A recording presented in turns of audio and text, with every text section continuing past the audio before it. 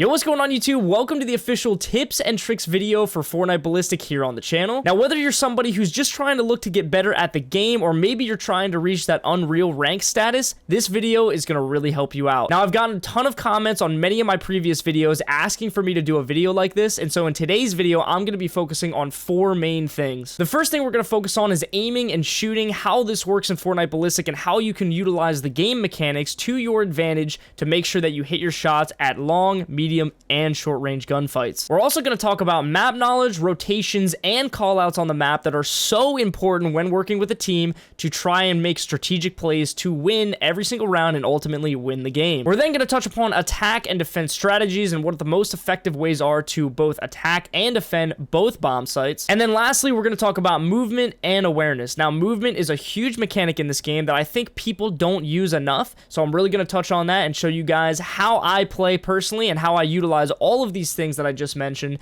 to maximize my winning potential here in Fortnite Ballistic. Now, in no means do I consider myself an absolute pro at Fortnite Ballistic. However, I am in the top 1,200 of players in Unreal ranked out of everybody in the world. I also have a very extensive background in tactical first-person shooters such as Call of Duty and Rainbow Six Siege. Both of these games focus heavily on callouts, audio recognition, strategy, and overall aim and awareness. Now, if you guys do find this tips and tricks video helpful, I would really appreciate it if you do subscribe and smash a like on this video, and let me know in the comment section down below if you have any questions relating to anything that I cover in today's video. I'd be happy to help you out and answer those questions below. I also did want to mention that I do stream Fortnite Ballistic over on my Twitch channel, so if you guys are not already following me over there, please make sure to go over and catch a stream, because everything I'm going to cover in today's video, you can watch live in a real match in ranked Fortnite Ballistic over on my Twitch channel. So with all that said, let's get right into the video. All right, guys, welcome into the shooting and aiming portion of the tips and tricks video here today. Now, if you guys didn't already notice here in Fortnite Ballistic has a lot of features from various different first-person shooters or tactical shooters, such as Valorant, CSGO, and also Call of Duty.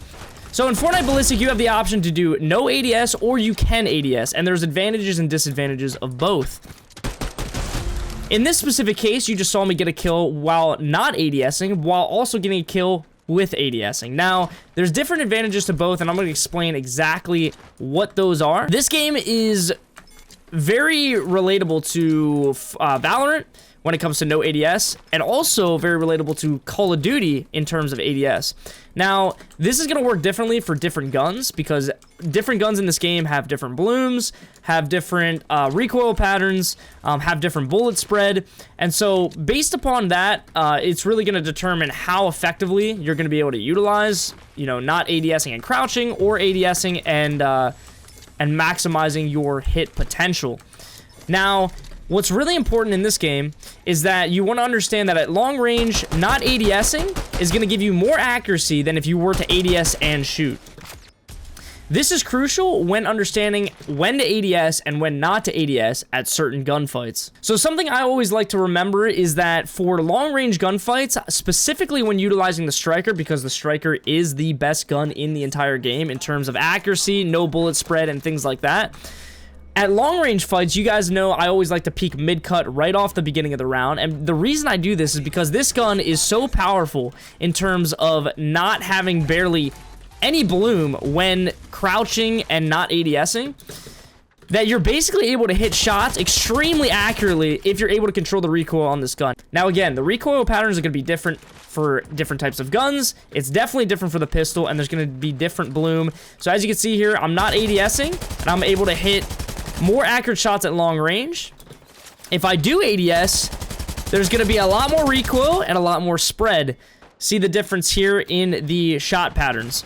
However, in certain circumstances where you want to be moving like this, you're going to want to ADS, whereas long range, you're going to want to crouch and not ADS, because you're going to be able to hit those slight corners, and you're going to be able to hit those shots extremely quickly and not have to worry about ADSing and taking time to ADS, then gain recoil control.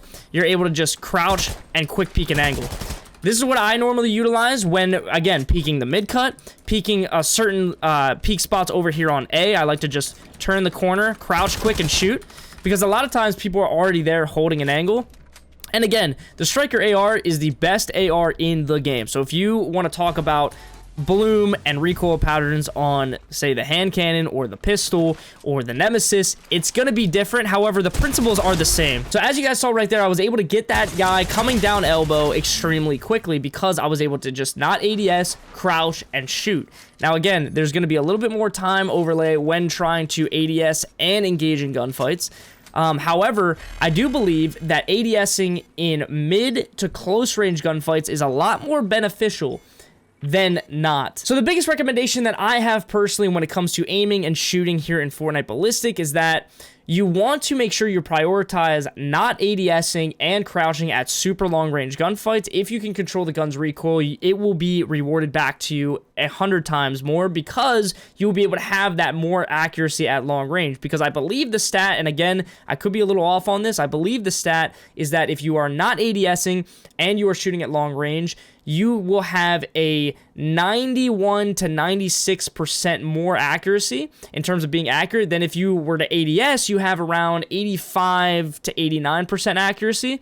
So again, the advantage of not ADSing and trying to control recoil is going to really work in your benefit at long-range gunfights. However, at short to mid-range, when you want to try to utilize movement, when you want to try to peek around corners fast, you want to definitely ADS because it's going to help you track your enemy faster, and you're also going to be able to go in and kind of get the jump up on your opponent because you're going to be able to aim and also control the bloom patterns a little bit more effectively here at close range because it is more difficult. The more that you move in this game, the more bloom you have. You cannot just move around and shoot with no strategy. You have to go in and basically understand that if you want to try to engage in a gunfight, you have to move as little as possible to not have as much bloom so that you can successfully beat your opponent and then move forward and continue to move around the map. Again, this takes a lot of practice, and it's just going to take a lot of reps to understand the shooting mechanic because it really is a big combination between Valorant, Call of Duty, and Rainbow Six Siege in a lot of ways as well because you're playing very tactically. All right, guys, now to move on to the second point of the video, which is map knowledge. Now, as you guys know, we have a full picture of the map here with every single part of the map labeled as a specific call out. As you can see here, we have B site, we have A site, and we have the enemy spawn, we have your spawn, and we have everything in between. Now, something that's really important to note is that you want your callouts to be consistent based upon your team's chemistry and what your team agrees upon. Now, this can mean that you call everything on the map as it's actually labeled on the map, or you can go about actually naming different parts of the map what you're most comfortable with and what everyone on the team is used to and agrees upon. Now, if you guys watch a lot of my videos, you'll notice that there's various parts of the map that me and my team do not call by the actual name that it's labeled as on the map. Now, a great example of this is that my teammates are currently on the lookout portion of the map. However, me and my team, we call this top second. Some people call it heaven. Honestly, it really just comes down to what you and your team agree upon and what feels natural and what feels normal. And as soon as you have that consistency established within you and your team, you're going to be able to go forward and have perfect comms, and you're not going to have to worry about certain names of things. Now, again, just looking at different parts of the map here, such as this B section right here, we call this B flank. Now, the reason we started calling it that is because we were attacking, or we were defending rather, on B site. And we basically said that when we're defending, the attackers might go down mid-cut and flank through here on B. So we just call this B flank. Even if we're on the attack, we like to call it that. We also call this close AC. We call this far AC. We call these two drywalls. And we say B drywall or no B drywall. We call this pipes. We call these boxes. And this is the most controversial call out that we probably have here that you guys have seen on the channel, is we call this portion right up here wheel, top wheel, bottom wheel. And the reason we do that is because when we played early on in the game, me and my team realized that right here, there is a wheelbarrow that you can actually get up and have a nice little cheeky spot for any players that are going to be coming in to this way here on drywall. Now, this is called drywall. However, if we do have teams pushing this, we like to reference this as top wheel, bottom wheel. And that's just what we do. And because we have that type of consistency, we've kind of stuck with it. All of me and my teammates, we all realize that this is the call out. We all know exactly what we're talking about, and we're able to reference these different parts of the map. However, there are some parts of the map that we do call by the actual label name, such as elbow, storage, You know, we call this mid-cut, sushi, and we're able to reference these types of things as well. Now, once again, map knowledge is super critical and very crucial for game success, because if you and your team, again, are having consistent comms, being able to call out certain parts of the map, such as storage, or mid-cut, or even B Street, because a lot of these, again, I come from Call of Duty, so a lot of these callouts are kind of migrated over from that type of game and that different play style. However, all of the different map callouts and the strategies that are involved with map calling out are all the same kind of across games. You definitely want to utilize the names of the map while also referencing objects in the real game itself so that you can reference it. So, for example, if a guy is here on B flank, B street, whatever you want to call it, and he's by boxes, we can reference real world objects in the game to then pinpoint a more direct call out so that our teammates can then go forth and know exactly where the enemy's at. So if we say, oh, there's a guy on B flank by sandbags, we know that he's most likely in this area. Or if we say there's a guy on B flank by generator, we know that on B flank, that we call that and we've agreed upon that call out for this area of the map, there's a guy most likely sitting here by the generator. Or B flank by our spawn stairs, we know that he's over here by the spawn stairs that go down from spawn going into the B flank. And so then me and my teammates are able to pinpoint a more precise call out to where the enemy will be. Now, again, these are critical to game success. And again, overall team consistency is absolutely key when it comes to map knowledge. You can apply what I just talked about in any other different part of the map, and I guarantee you and your team will be successful in not only winning rounds, but winning games, putting you that much closer to getting to Unreal if that's your goal. Now, in this part of the video, we're going to focus on the defense and attack strategies here in Fortnite Ballistic. Now, as you can see, we're starting off here with a defense strategy. Now, again, the biggest thing that I like to do on defense is we like to split our team and basically watch over both sides. We have some people go B, we have some people go A, and then based upon the intel that we get, we then communicate with each other as to what the focus push is going to be.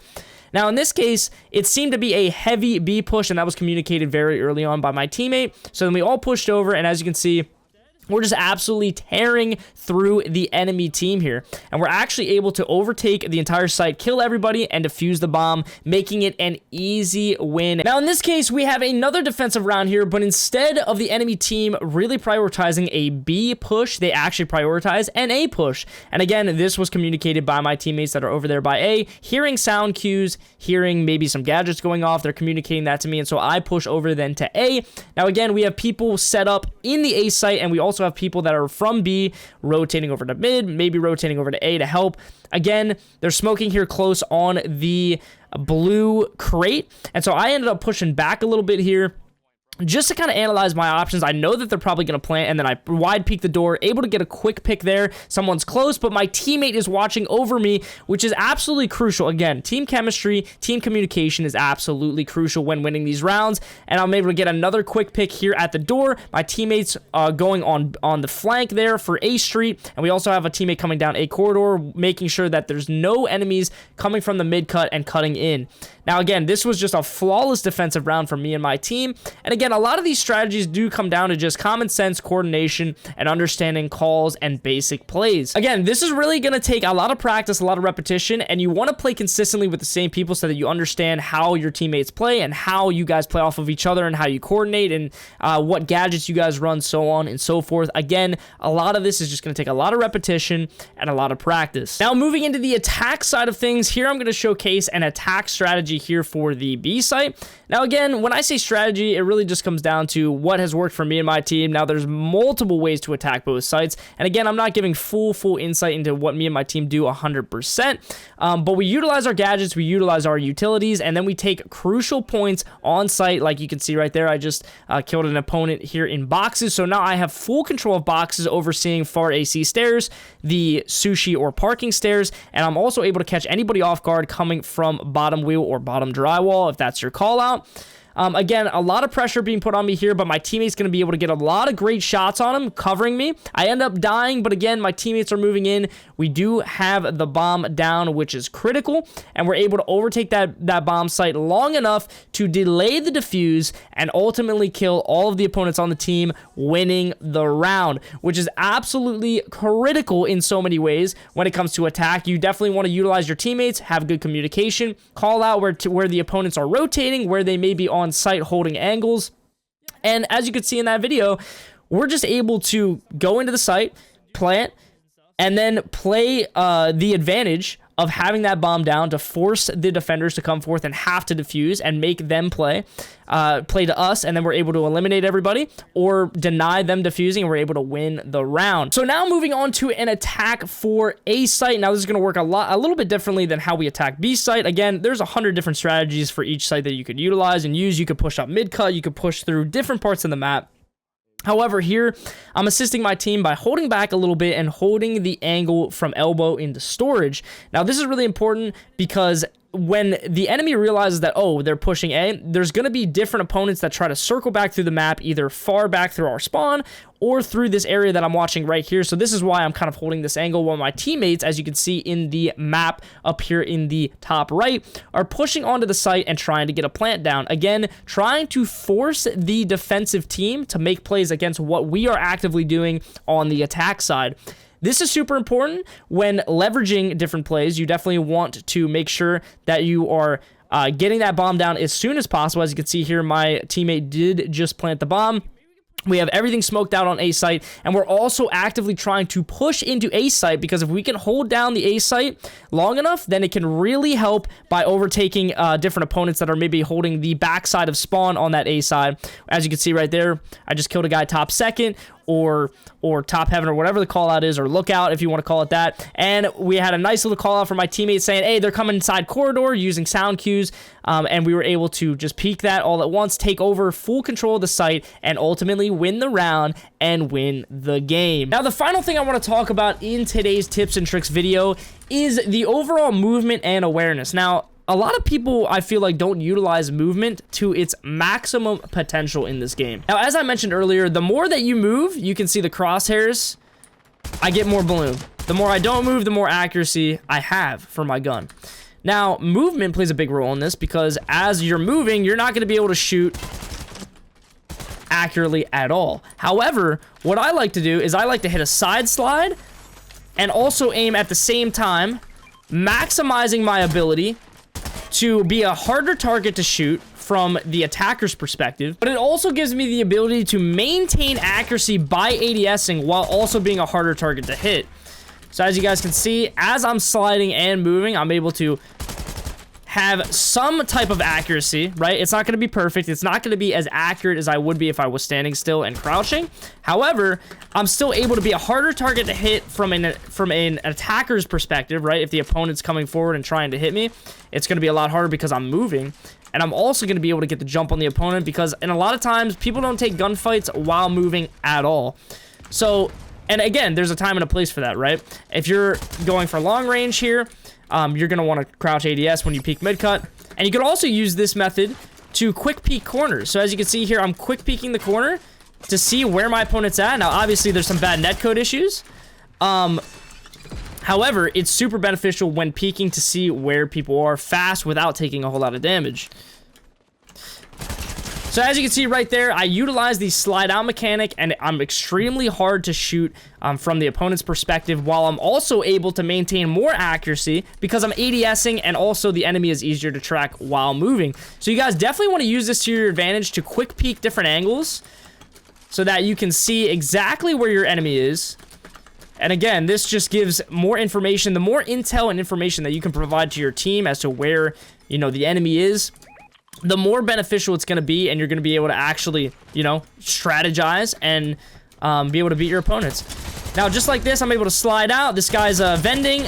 Again, very, very hard to track. Very difficult to, you know, see that coming. It catches opponents off guard all the time. You guys definitely got to utilize movement.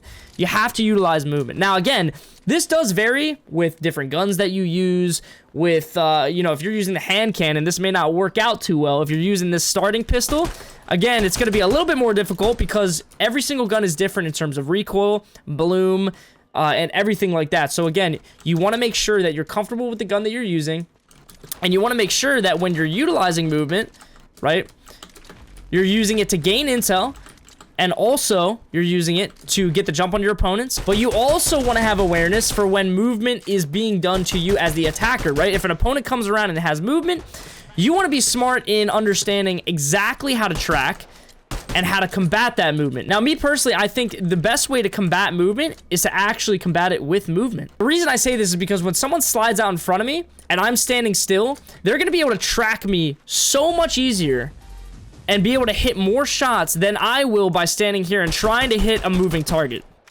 right? However, if an opponent moves out and I slide out as well, they not only have to track while moving, but they also have to track a moving target while aiming while moving themselves. So again, having awareness when engaging in different gunfights is absolutely critical to not only success, but also winning your gunfight as a whole. As I mentioned in the previous sections of this video, I really do like to utilize movement for close to medium range gunfights, while also gaining intel at any range by basically shouldering an angle like this, shouldering a corner. So if I'm checking to see if anybody's back pillar or vending machine, I'm going to be able to cradle this with movement. I'm going to be able to quick peek like that and be able to see very quick. That stuff is crucial. Again, intel is crucial, awareness is crucial, and being able to combat against movement being done to you by the opponent is just so essential. A lot of this comes with practice, repetition. I promise you, you're going to be able to win a lot more gunfights, and you're going to be able to play a lot smarter while also giving intel to your team. Thank you guys so much for watching today's tips and tricks video. I really do hope you guys learned something and it helps you become a better player and ultimately reach that unreal rank here in Fortnite Ballistic. Make sure to smash that thumbs up and subscribe. As always, I got a whole lot more Fortnite Ballistic coming to the channel. I appreciate you guys, and I'll see you in the next video. Peace.